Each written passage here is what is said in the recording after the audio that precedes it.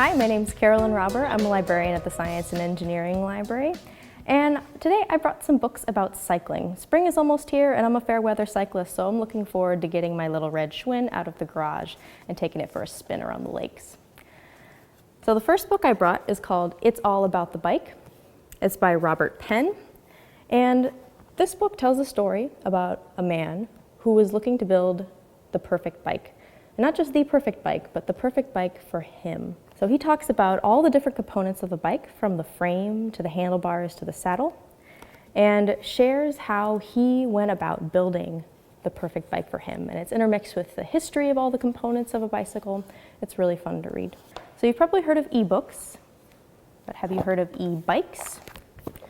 The authors of the e-bike book think that you'll be hearing a lot more about e-bikes in the future. This is a beautifully designed book. Lots of beautiful pictures of cyclists riding e-bikes around different parts of the world. And they also make a pretty compelling argument why e-bikes are a good idea and why we'll be seeing a lot more of them as the years go by.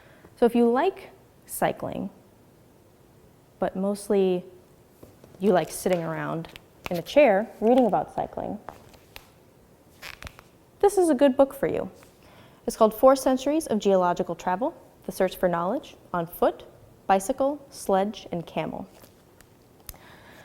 So it's a collection of essays about different geologists in history and their travels all over the world. These guys got into a lot of stuff. There's one geologist who was marooned in Greenland because of the Napoleonic Wars. He couldn't return home, so he did some interesting work there. There's also a geologist who traveled around Mauritania looking for a meteorite that was supposed to have landed in the desert. And there was another geologist who did his work by cycling all over Europe and Ireland. So you can travel the world without ever leaving your house. The last thing I have hits kind of close to home.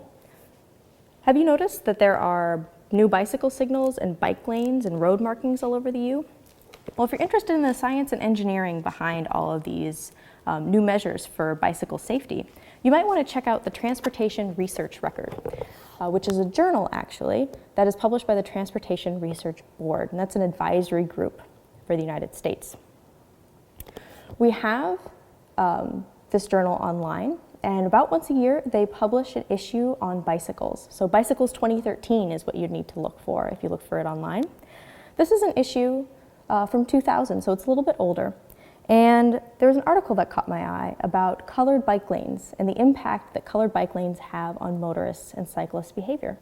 They found that colored bike lanes make motorists more careful, whereas cyclists feel a lot more comfortable in colored bike lanes. So they don't turn their heads as often to scan for traffic, and they also don't use their hand signals as often. So that was pretty interesting. So if you're looking for the science behind some of these bicycling features that we see on the roads around our city, check out the Transportation Research Record.